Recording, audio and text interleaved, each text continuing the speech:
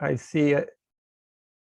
All right. Thank you, everybody, for joining us today. With us today, we have Liam Bailey, and he is involved in life coaching work, and he brings pilgrimage into that work. And he has walked 2,300 miles, and it is not easy sometimes, but he is going to share with us stories from his experience. So Liam, take it away. Well, hello, everyone. I see some very familiar names from all of the posting that I did on the APOC group page. So it'll be good to see faces with names for those of you that I recognize. This is going to be a combination between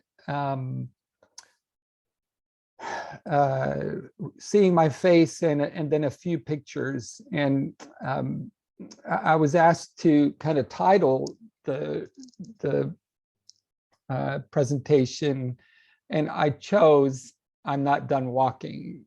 And let me give you a little bit of background just on myself, and then kind of why I took on this pretty significant journey.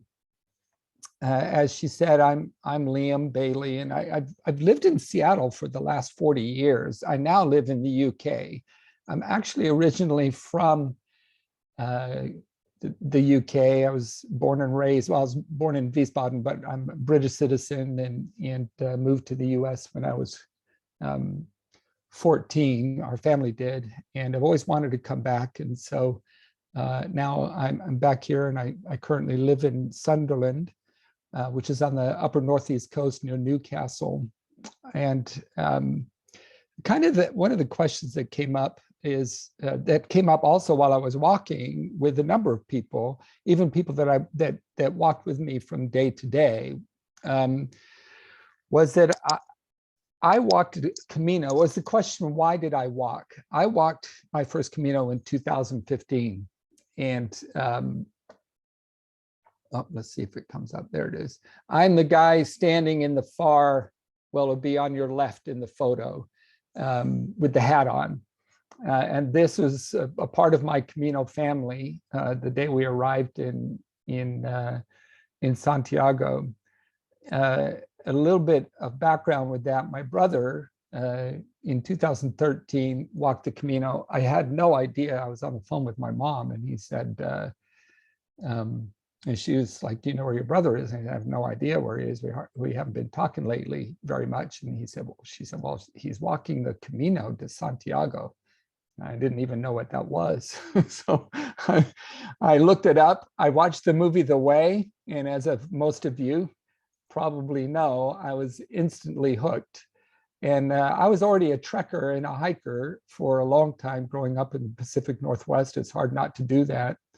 And so I walked it in March. I started March 11th and walked through, I arrived in Santiago on April 14th, stayed an extra week, took a couple of days. I did not walk to Finisterre. I walked to, I took a bus out and literally camped out in Finisterre for 3 days.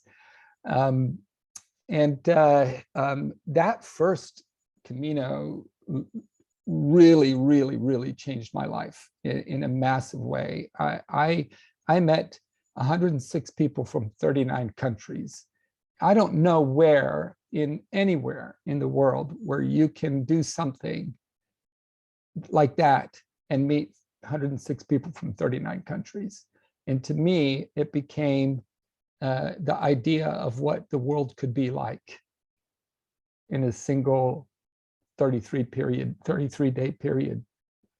So one of the things that also occurred after that, and it's kind of led up to my decision to walk again, was that I took a job in Iowa, and right at the beginning of the pandemic of Corona. As a matter of fact, I started my job March 1st, and March 13th, we were sent home, and I worked from home from then on. And there's two things. There was 4 movies that played in the background because I got to have some sort of noise. I'm an extrovert. So I got to have some sort of noise in the background of my life. And so there are 4 movies that I would have playing in the background of my life. 2 of them are Camino related, and the other 2 are just about long treks. I'm not sure if you guys are familiar with tracks. The woman that walked across Australia, she wrote a book. This happened in the 1970s, I think 1972. And the woman, she was in National Geographic, wrote a book called Tracks, and they made a movie for it. An amazing story. But these 2 movies, The Way and Walking the Camino 6 Ways to Santiago, were the most prevalent, and it never left my mind. I knew I would walk again. And in a conversation with a friend of mine, in the middle of that conversation, she said, "You know, Liam, it sounds like you're not done walking." And that just landed so hard for me. And I took the next few days and I said, I had to really think about that. Am I really not done walking? And the answer was yes. I was not done walking. And so I made a plan to start walking again. My father was from Glasgow, Scotland.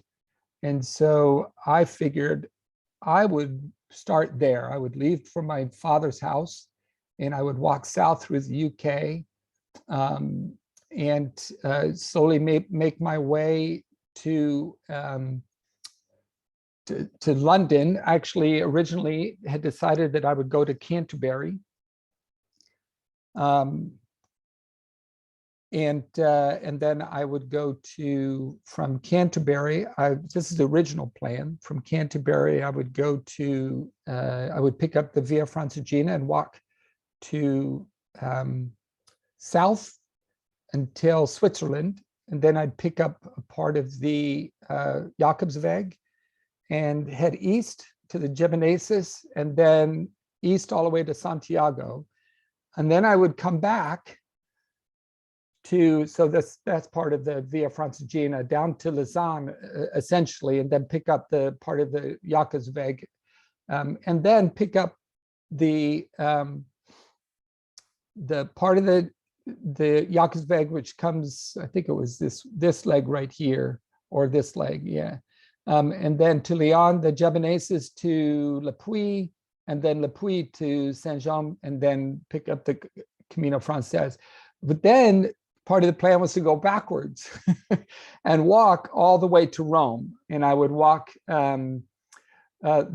these routes through Lower France, all the way back into Italy, pick up the Via Francigena again, walk it to Rome. And then after that, I was going to do a pilgrimage in India, one in Nepal, and the Shikoku 88 in Japan.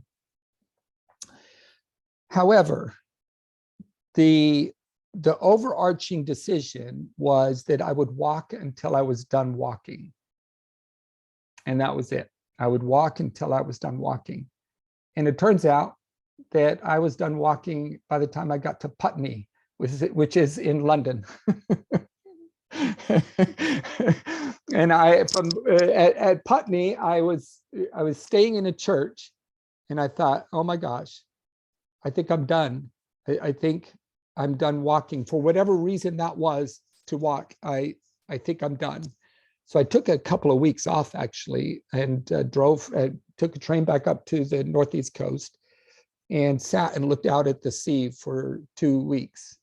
And during that time, I thought, well, gosh darn it, I think I'm ready to walk again. But this time, walking took on a completely different purpose. It was walking just simply to walk for no other reason. There was no like something spiritually that was compelling me. There was nothing. It was just really just to walk.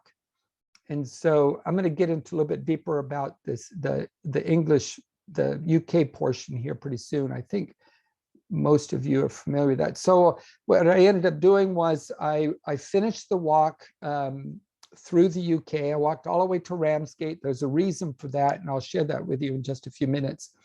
And then I crossed the channel to France. I went and visited a friend of mine in Germany, Marcus, who he and I and his wife, we met on my first Camino. And I promised him that whenever I'd go to Europe again, I would go and visit him. So I visited with him for a week, and then I went to Le Puy and started from Le Puy and walked from Le Puy to Santiago. And then I stopped. That was it. That was roughly 2,300 miles, 5 months of walking with a few breaks in between. And I really didn't have any reason to walk anymore. I will do these other portions eventually over time, but the initial decision to walk again had been fulfilled. We'll say it that way. I want to cover a couple of things. I thought I'd go over some backpacking, the packing stuff that I did. This is my backpack, the innards of my backpack when I started. So this was to walk from the first section from Glasgow or all the way through the UK. I had to pack for 3 seasons, essentially. I was packing for winter, for the spring, and for the early summer. And I also had some technology stuff that I had that I was taking with me because I was committed to blogging and to posting, which I did. And I got to tell you, there's something about being a part of groups like APOC and being able to post online in that Facebook group and other groups, because I posted to about 13 different Camino groups on Facebook. And this particular one, I had posted this picture and said, take a look at it and tell me what you guys think. I got so many amazing responses and encouragement from everybody on the Facebook groups. I couldn't be more proud of an amazing group of people that encourage each other in such an amazing way particularly over the course of my walk. There are days. Sorry. There were days when I was ready to quit. There were days when it was mentally, it was hard. But if it weren't for the folks, for you folks, and many others who followed me through this walk, I probably would have, because it was not easy. And I'm going to apologize because I had a PowerPoint set up. There are some pictures I wanted to show that were a part of that. Man, I could just quit now. And the PowerPoint it somehow corrupted, so I had to rebuild it. And I didn't get it rebuilt in time. So that was my backpack before I left. This is a 55-liter Teton backpack. It served me really, really, really well. I'll share something where you see all these little things hanging down. These are sentimental, but guess what? They add weight. So when I got to Edinburgh, I've only walked for 3 days. When I got to Edinburgh, I sent stuff home because I unloaded about 2.5 or 3 pounds of stuff, or it maybe even more back home, because it was stuff I thought I would use and need, but I actually didn't need it.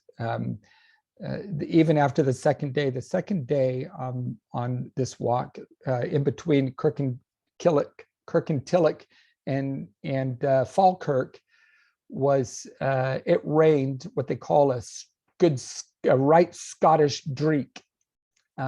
It rained a heavy, thick rain the entire day. And the only thing that got wet was my sleeping bag.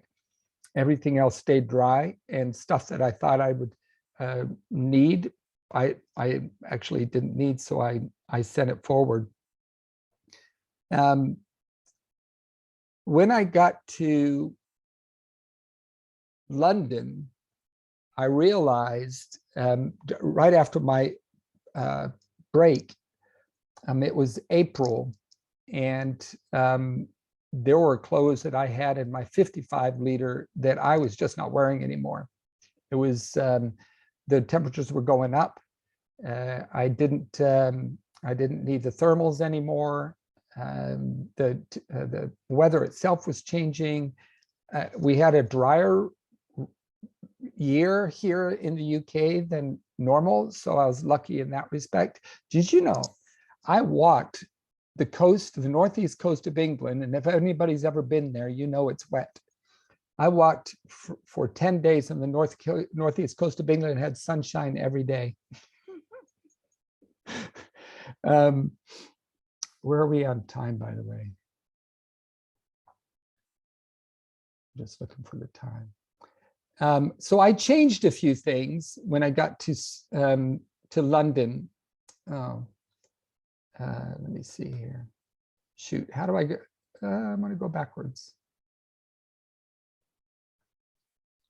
You should be able to go backwards at the bottom left. There's a little arrow to the left.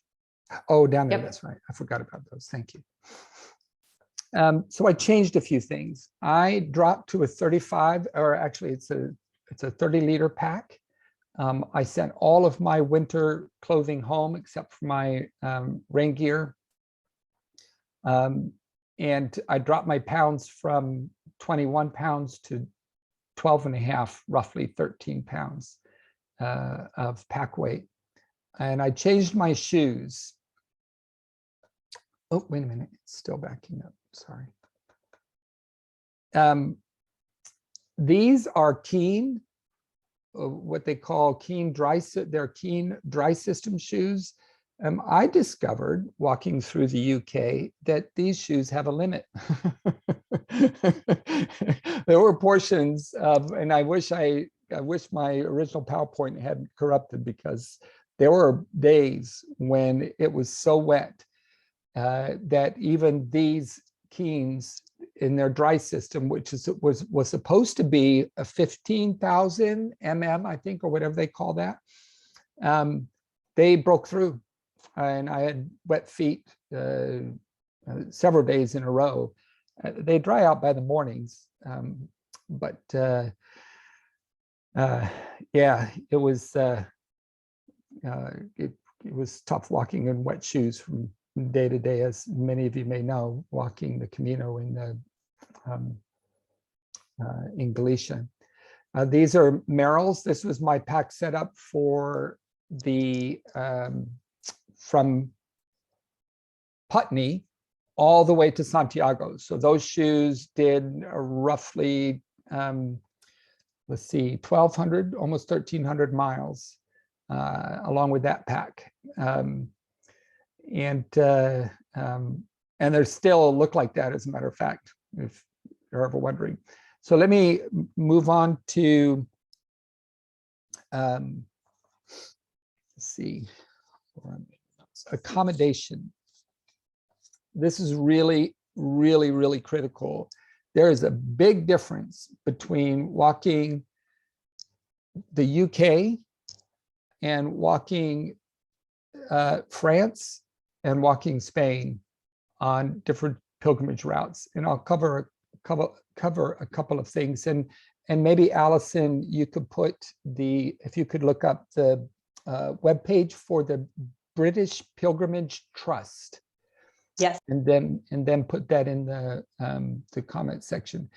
The British Pilgrimage Trust essentially is the home or the house for all of the pilgrimage routes in the UK.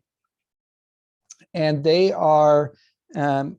have taken on the responsibility of aggregating all of the different pilgrimage routes that various organizations have been attempting to establish as time goes on. Pilgrimage in the UK is relatively young. Walking is not, however, and there is a distinction between the two. There is here in the UK, they're called ramblers, and there's an entire association of ramblers. And public paths in the UK are very well marked, and you can find public paths anywhere. And most public paths are old, so old that you can they have right of way over golf courses. So like in the US, you could not walk across the middle of a golf course, especially during the day. Here in the UK, public paths are so revered that, especially the ones that have been around for 100 years or so, that they cross farmers' land, and the farmers are required to maintain the path. Even after they plow, they'll plow their field, and then they'll go back, and then they'll recreate the path across the middle of their field. And so you can always tell where the path is, for the most part. The same with when you go through a golf course, the path is marked, and in some golf courses, they actually have a bell, and you ring the bell to let the golfers know that you're going to be crossing the fairway. And they'll stop and they'll wave you on. They give you right of way. And that's due to the Rambler associations have been, since I think 1994, working very, very hard on developing public pathway systems, and not developing, but what's the word for it? Not establishing, but retaining essentially the public path system throughout the UK. Back to pilgrimage sites. When you get a chance to go to the British Pilgrimage Trust, there'll be a map, and they have a map of all the routes, and most of them have GPX files, or you can email them and actually request the GPX file and load it up to Guru Maps. Or in England, there's an amazing map system called Ordnance Survey Maps. Ordnance Survey is been around since the war period, when the UK government commissioned the military to essentially map in all of the UK. And on that map are all the public paths, and you can load up these GPX files to it. So essentially, I'm going to back up to the UK map that I have here and show you the route. Let me go to the good one. This is the actual route I took through the UK, and it's a combination of pilgrimage routes or established walking paths. I started in Glasgow, and I followed what is called St. Ninian's Way. St. Ninian's Way actually goes all the way around to Carlisle from Queen's Ferry, which is just up from Edinburgh. So I took Ninian's Way from Glasgow to roughly Edinburgh. And then I took what is called St. Wilfrid's Way, which goes from Edinburgh across the Pentlands and the moors of Scotland to Hexham. And which was quite a distance. It was beautiful, beautiful countryside. Part of that route, and in England, it'll be St. Wilfrid's Way, but at the same time, and that's not waymarked as St. Wilfrid's Way, but along the way, it's an aggregate of different routes, like the Borders Abbey's Way, which is waymarked, and it's really, really well waymarked. So you really can't get lost through that. And then towards Hexham, it's called the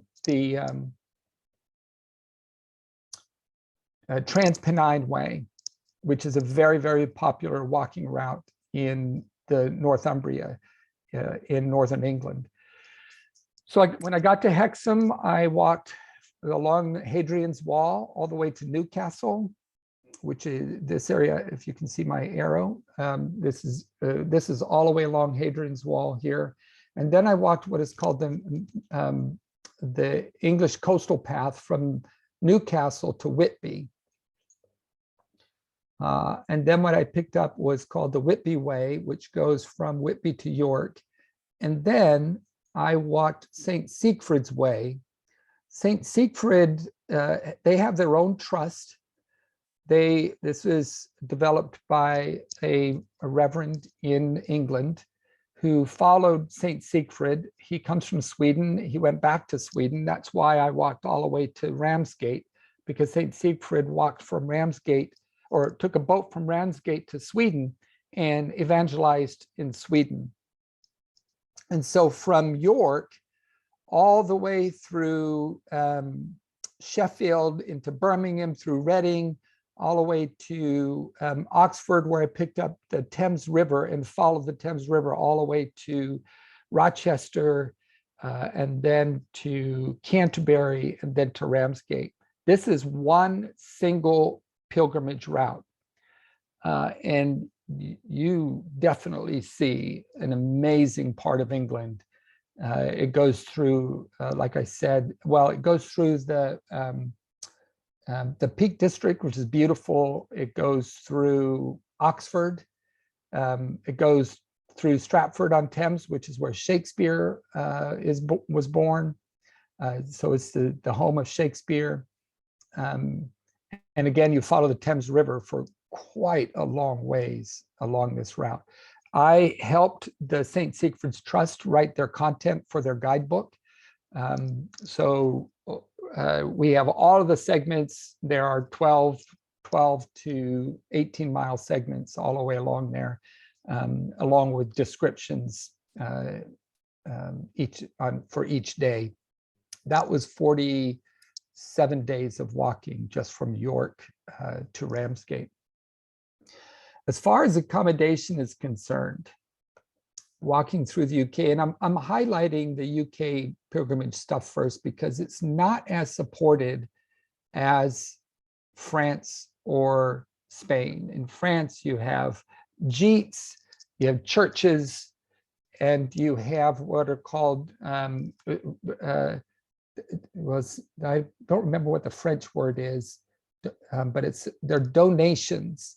And I'll speak briefly about it if you don't know. For those of you that do, I may make a little mistake here. In France, particularly on the Via Francigena and a couple of the other routes, there are a network of people that have spare beds that you can call and let them know a day in advance when you're going to arrive, and they'll put you up, and you pay a donation amount. They'll feed you dinner and breakfast, and they'll put you in a bed, and you pay by donation. And essentially what happens is that you can, when you find one, you can ask them if they know anybody else that's on the route and call them for you.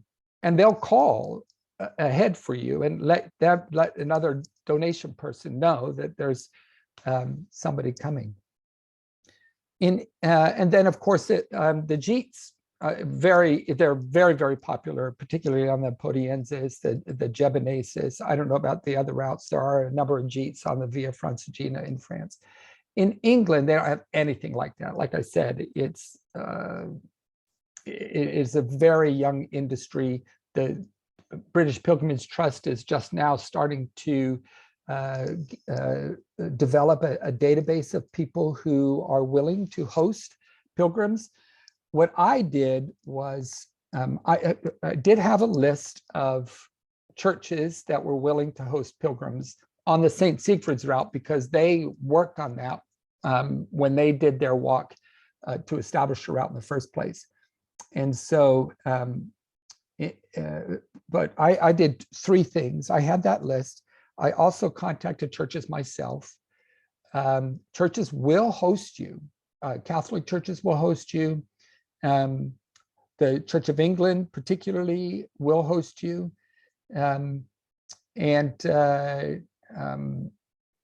Let's see, there's another group. Quakers, Friends, the Friends meetings are what they're called, but Quakers will also host you because their number one value is hospitality. So you can call ahead there as well. But essentially, if you're looking to do a pilgrimage through the UK on a low budget, you will absolutely need to rely on the churches, the Quaker meetings, and something that I did, which was go to pilgrimage Facebook groups and make a request and Camino groups and say, hey, there's my route. Here's where I'm walking. I also did this on a couple of other Facebook groups that were like solo traveler or solo nomad or solo something or rather, things like this. And I would post, here's my route. I'm walking. Here are the days that I'm going to be in certain towns or certain cities or certain villages. Would anybody be willing to host me? So for me, it was a combination of that, of asking churches. And then I did actually have to stay in a few hotels along the way. The churches, they responded in a beautiful way. I either stayed in a church, this is me sleeping on the floor, or I'd stay in the church hall. In this church, the one in the middle, this church is in Cots. I'm going to forget the name. I don't want to say Cotswold because that's more of an area, but the town is similar in terminology. And I'm actually looking in the direction from where I slept. I slept in the church. And this is St. Mary's in, oops, let me back up. In the upper right-hand corner here is St. Mary's. This is in Putney. And I slept in their church hall as well. And then there's hotels. There are some hostels that you can find. The challenge is that there isn't an effort, as far as I can tell, where anybody's aggregated all of the hostels that are in the UK. There used to be hostels everywhere in the UK, but for some reason they slowly closed over a long period of time. This manor, this big building, old building, 17th century building, is now a hostel. But so it was a combination of churches, of being hosted by reverends or vicars, as they call them here, or a parishioner, or staying in a hotel. I stayed in this Charles Cotton in, I stayed at the Royal Oak. This was a hotel in Sheffield, the lower right. This was a little bed and breakfast, the one in the middle. I don't know why that's so fuzzy. So really it was a combination. If you stay in a hotel, it's 60 to 70 pounds, which is about $80 to $90 a night. If you do a pilgrimage in England and you choose to do it by bed and breakfast and hotel, you're going to spend between 80 and for US dollars, it'd be about 80 to about 130 to $140 a night. It is not inexpensive to do a pilgrimage by hotel. And the next step down is hostels, but they're hard to find. You have to know how to find them. And there's a couple of websites, but you can't really tell. And their lowest price that I experienced was 50 pounds, which is about $65. So the next step down from that is churches, Facebook groups, and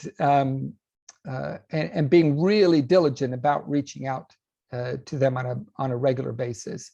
I probably stayed in churches or with the church reverend or in a church hall or a parishioner or somebody from a Facebook group on this pilgrimage, which was roughly about 4 months of walking, 3.5 months of actual walking.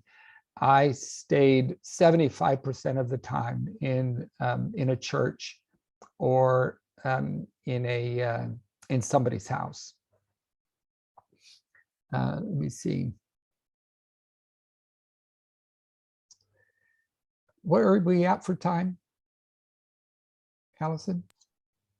We're at 37 minutes after the hour. 37, okay. Here's a place I did not stay. Walking through the UK, there are a number of beautiful mansions and manors along the way. And no, I did not stay. There was one really huge one at 300 rooms. I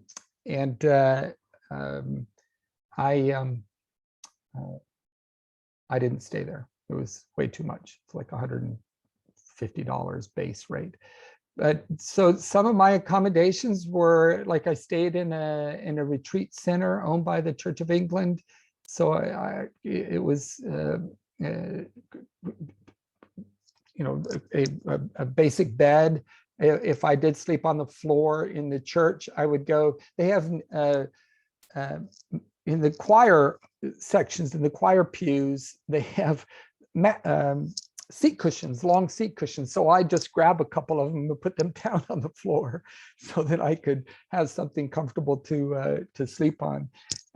Sometimes I did sleep in a couple of these little huts. There are all over England and the UK, there are caravan parks, and oftentimes they'll have places you can camp. And then also these little tiny huts. This particular day, I was still in Scotland. It was a very long day, and it was 28 degrees outside. So it was nice to be able to sleep in a hut. And every now and then when I stayed in a bed and breakfast, there was a lot of luxury that came with it. And so it was, I took advantage of that luxury from time to time. And other times, just staying in other people's houses. The fellow that heads up the St. Siegfried's Trust, this, I don't know if you can see it, this, his fireplace, actually, I stayed with him for a night in Detling, outside of Detling, and this is his fireplace. And this is another couple that put me up. This is their backyard. This was a ridiculously rainy day this day. I'd finished it and I was soaked to the bone. The routes throughout the UK, there are all kinds of them. For a number of different reasons. A lot of them are heritage routes. The pilgrimage routes themselves are not waymarked yet, except for St. Cuthbert's, which is the most popular pilgrimage route. Goes through the Northumbrian, from Lindisfarne south to York, through the Northumbrian National Forest. But you get to see all of these signposts, and they'll have these, in some cases, yellow, which is nice if you're looking for yellow arrows. But there are different kinds of waymarks along the way, posts like this, or and because all of the public paths, a lot of the routes in the UK follow established public paths as well. And so you'll have all these kind of gates like this, where you can just, you pull the gate through so that their farm animals don't get out. And you're crossing farmland like this one right here. This is actually, I'm going to cross this farm field right here. This is a farmer's field. And so you can definitely find your way, especially if you have the GPX files, so you can use it on your phone also, or you could get the survey ordnance maps. If you're used to holding paper in your hand, you can get survey ordnance maps, order them from the Ordnance Survey, and they'll have, and you can route it yourself. But there were relatively few places where I thought, okay, I think I'm lost. I think I lost my route. Well, unfortunately, one of them was on the top of a moor in Scotland, and I was soaking wet. Just a couple more things. These are just some of the people that I met along the way. This young lady in the upper right-hand corner has now become my partner. This is a pastor that put me up. There is a nunnery in Whitby, They put me up for a couple of days. Whitby is a beautiful place. John and I have become close friends. He is down in Skelton. Oops, sorry about that.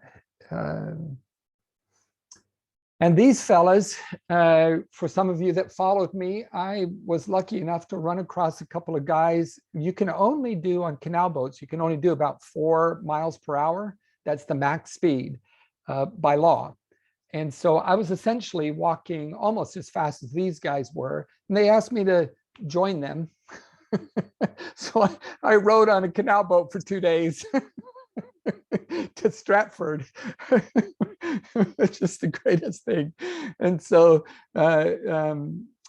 Graham here and Steve, and this is the fellow that owns the canal boat. So I got to ride on a canal boat in the middle of my pilgrimage. And for those of you, I don't know how many people are on that haven't done the Camino de Santiago yet, which is probably the Camino Frances is probably the most well supported Camino route or pilgrimage route in Europe, in terms of lodging, in terms of waymarking, in terms of maintenance of the paths. UK, it's the least well supported in terms of accommodation, in terms of waymarking, in terms of the route being maintained. And it's a gradation from the UK through France to Santiago. It gets better and better and better as you go. The Podienses, you're just following the GR65, which is an established hiking trail through France. And it's the markers are always white and red, and you can always tell where you're going because it's a white and red mark on a tree or a white and a red mark on a fence, and it's just one white and one red in a line like that. And you always know where you're going because you're following those lines, and that's it. And then they'll do something a little bit different. They make it a little shape like that if they want you to turn left, or they'll make it a little shape like that if they want you to turn right.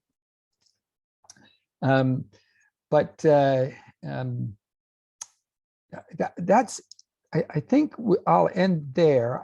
I hope I've done a good job with my sharing. There's so much more to say that it would take 3 hours to say everything that one can say in terms of doing a long pilgrimage like this through 5 different countries. So at that point, I think we're at what, 45? We are, exactly. So okay. Liam, we did have a question. Someone wanted to know, how far ahead would you make the accommodation requests? That is a great question. In the UK, I would do them at, I started out with about 20 days advanced lodging. And so every day I would add 2 or 3 days to that. So I arranged lodging for the first 20 days as best I could. And where I couldn't get lodging at a church or through one of the Facebook groups, I just committed to staying at a hotel or using Airbnb. There was a couple places where I found some Airbnbs, and I didn't expect there to be an Airbnb. One of them was Penicuik, which is just south of Edinburgh, and there happened to be an Airbnb there, and it was great because there was only 2 hotels, and both of them were fairly expensive. So, and in France, I walked through France in the month of May. Oddly, this was really odd. When I left Le Puy, there were, I think I counted about 80 people that left Le Puy on the same day I did at the same time. And what I found after the first 2 or 3 days on the Podienses, what we were starting to hear is in a 1-week period, about 1,500 people left Le Puy walking the Podienses to Saint-Jean-Pied-de-Port. And so we were having to book our lodging 3 to 4 days ahead. And it was completely unexpected. Nobody expected that. And when we get to a gîte, the gîte owners were like, we're full and we have no idea why. Because normally in May, we wouldn't be this full and you wouldn't have to book ahead. But this year, maybe it being a holy year on the tails of the whole COVID thing, a lot of French, and primarily they were French. I sat, I don't think, I'll take it back. I met 7 people from different countries on the Podiensis. Everybody else I met was from France. In Conques, I stayed at the Abbey in Conques. It has 78 beds. At dinner, and they have a communal dinner, it was full. There were 78 people in there. I was the only non-French speaking person in the room. Fortunately, there were a couple of English speaking people, but they were French. So it was really interesting walking through France with people that didn't speak English, but spoke French, or spoke very, very, very little English. But I had an amazing time on the Podiensis. I hope that, for those of you that have done the Camino Frances in June, that's when it starts to get busy. And we did have to book ahead a little bit on the Camino Frances in June. Not too bad, but there were, by the time we got to Syria, it was really, really busy. And as I was telling Allison at the beginning, June is the time period when the schools, certain schools, part of the requirement of graduation is to do a part of the Camino. And so here we are walking to La Faba, and this big bus, and in Spain, there's big buses. They have like 3 different sizes of buses. This bus goes by and pulls over and lets out 78 high schoolers. It was like, I had to learn a whole new way of being on the Camino with 78 high school kids, some of them playing their boom boxes and stuff like that. So we did have to contend with that a little bit because they were booked ahead and not knowing where they were, at which villages they were in. They stayed in Osobrero. So from there, they walked all the way to Osobrero, where I stopped in La Faba. But for the most part in England, I highly recommend planning way ahead of time and making sure you have your lodging secure, your accommodation secured, and go through the churches, because the British Pilgrimage Trust is working really, really hard with identifying where it is the pilgrims can stay and which churches will put them up. The only challenge is it's not scalable. So for the churches just can't handle 20, 30, 40 pilgrims at night. There are some churches that are just set up for it where they actually have cots, but that's after Canterbury or along what is called the Old Pilgrim's Way through the southern part of London and then on to Canterbury. There are some churches where actually they have cots set up. And that being said, if you do a pilgrimage in England, and you want to camp, you can, there are 2 things you can do. Most churches have a porch with an internal door to the church and an external door to the porch. You can always test the porch, and if the porch door opens, you can sleep in the porch. That's permitted. You can also sleep on the church grounds if you have a tent. They just recommend that you kind of set your tent up a little bit later in the evening and break it down early in the morning and clean up after yourself entirely. The only downside to that is that every church in England is also the village cemetery. So you got to be a bit choosy as to where you put your tent. So that, I mean, if you're a tenter, it's a real convenient way of walking through England. That being said, it rains a lot here. So you just, if you're going to do the tent thing, just plan on getting wet. and not being dry for a few days. All right, Liam, we had a lot of thank yous in the chat. We also had someone who is headed to St. Cuthbert and someone who walked for a week to Canterbury and had some of the same experiences. Oh, also, brilliant. on the Pilgrim Way, they saw only 4 other pilgrims in Yeah. June. So it sounds like a very different experience than the French. So Yeah, very, very different. I saw 2. One was a couple, and that was between Canterbury and, no, that was on the way to Canterbury. I was in between Rochester and Canterbury. It was a couple. They didn't know they were going to make it, but they weren't sure they were going to make it because they were a little out of shape, but they ended up making it, and they spent 10 days walking. I met a fella who was walking the Land's End to Isle of Groats, I think it is, something like that. It's the longest trekking route in the UK, and it is absolutely something. I've looked it up. It may be something I try one day. It's 697 miles or something like that. Supposedly quite something. Brooke, Yeah, did you anything have else? a question? Any other questions?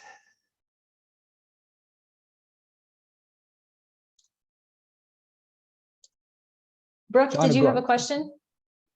No. Okay, sorry. I thought I saw your hand up. Does anybody else have a burning question that you would like to ask?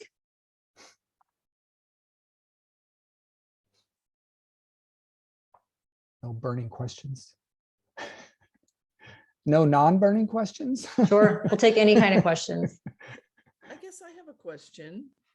Can you hear me? Yeah. Yes. Yeah. When we were on the Pilgrim Way, we discovered many of the churches closed during the day, during the week.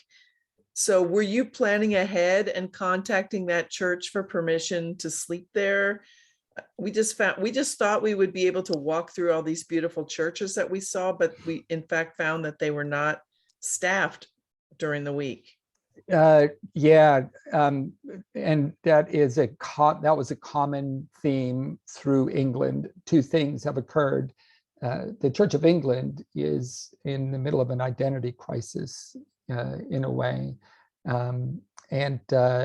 You'll have one reverend that is actually overseeing 5 different churches. They don't have the staffing. So I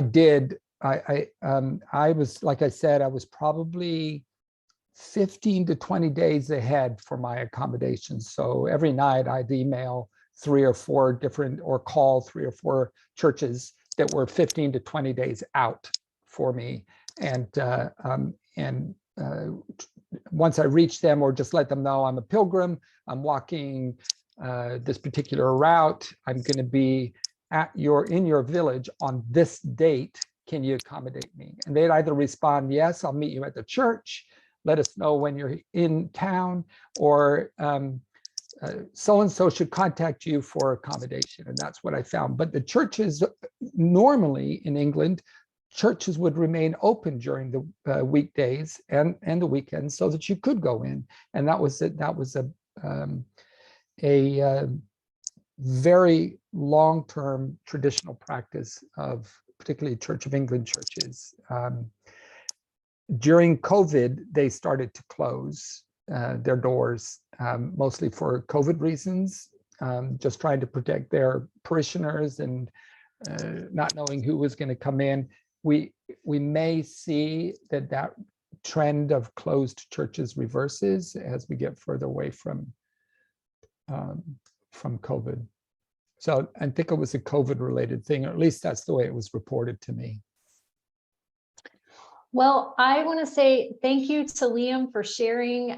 We appreciate your time, your expertise, your experiences, and all of those things. If you are interested in seeing this again or sharing this, it will be on our YouTube channel, which is American Pilgrims on the Camino, so you can go there.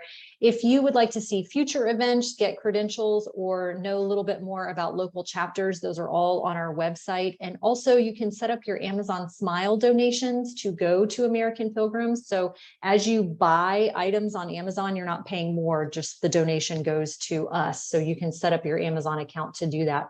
The last thing I wanted to say too is we're going to have something that I'm really excited about that should be coming out to members in the next couple of weeks. So watch your email for that, where we've got something that we're going to do that we've never done before on American Pilgrims. So look forward to that. And with that said, thank you so much for joining us, and buen Yeah. camino to everybody. Yeah.